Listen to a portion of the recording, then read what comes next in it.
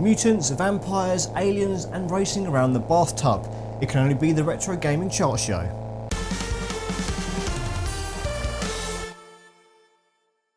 We are here yet again on the last Thursday of the month to take a look at the gaming charts from years gone by, and it is the turn of the Sega Mega Drive to be the focus of this month's throwback. Now it is October 1993 and the Mega Drive is still going strong, and the Mega CD add-on has finally made its way to European shores earlier this year, after being available in the USA a year prior and in Japan a whole 2 years prior, and this is reflected in this chart taken from issue 143 of Computer and Video Games magazine, as this features releases for both the Mega Drive and its CD based add-on. So let's find out how that changes things in terms of sales. It feels like I have covered a version of Super Kickoff for almost every single console I've made one of these videos for, and this Sega Mega Drive version is no different to any other as it props up the chart at number 10. It's a top-down football game and that's all there is to it, considering the debut of FIFA International Soccer was literally a couple of months away.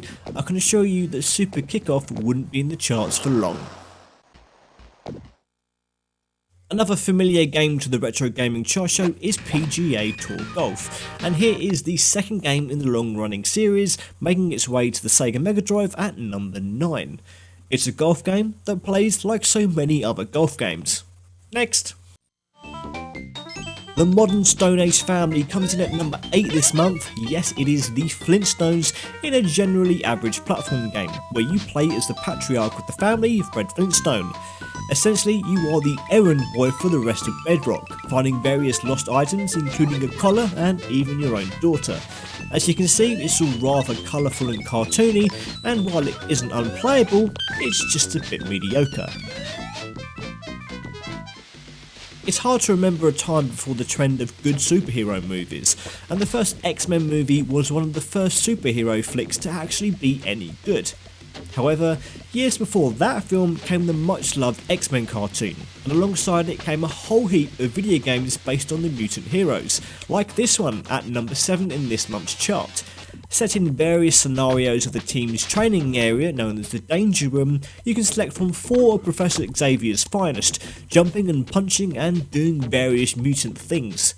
This game is infamous for its fourth wall breaking moment, as players are taken to a dead end after the second to last level and are advised to reset the computer. Yes, in a twist of Kojima-esque proportions, players actually had to reset the Mega Drive system to finish the game. But only tap the reset button, for if the button was held a little bit too long, the game would properly reset and they'd have to start all the way back from the beginning. The infamous Night Trap is at number 6, a cult classic in every sense of the word, and one of gaming's earliest true video nasties, provoking the ire of politicians around the world, who effectively brought in the idea of age ratings in video games. Despite the headlines, Night Trap is honestly one of the tamest games around, even by early 90s standards. Nevertheless, it was an early hit for the Sega CD, as players had to set off traps to capture black-clad vampires who were intent on bothering the residents of the Martin household. In at number 5, you can keep your full motion video and CD-ROMs because games like Flashback show exactly what can be done with the humble Sega Mega Drive in this sci-fi adventure that feels a bit like Prince of Persia. Featuring extensive use of rotoscope animation, where frames of real video footage are digitally traced, it features some impressive cutscenes that look like they're running on a far more powerful system. But it's not all about looks, as Flashback is also an excellent game in its own right, as you navigate through environments, solving puzzles in order to piece together the main character's memory. Thought that the Super Nintendo cornered the market on Final Fight?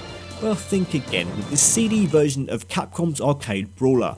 Featuring all 3 characters, something that not even the Super Nintendo version could boast, plus a glorious remastered CD soundtrack, including some awful new voice acting, it's a damn fine port of a badass game, and deservedly reaches number 4 in this month's chart. At number 3, Bubsy the Bobcat is an easy target for vitriol, and do you know why? Because his games just aren't good. There, I said it. He's an irritating mascot that was shoved down our throats because he happened to have a few lines of garbled speech, and the games he featured in were incompetent platformers at best.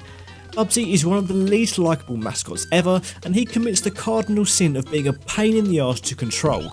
The less said about his awful cartoon pilot the better, and apparently he's making a comeback, so look forward to hating him all over again. Another familiar game to the Retro Gaming Chart Show, it's Codemaster's phenomenal Micro Machines in at number 2. A port of the original NES game, it's not too much of an upgrade, but this game still has it where it counts: raw gameplay.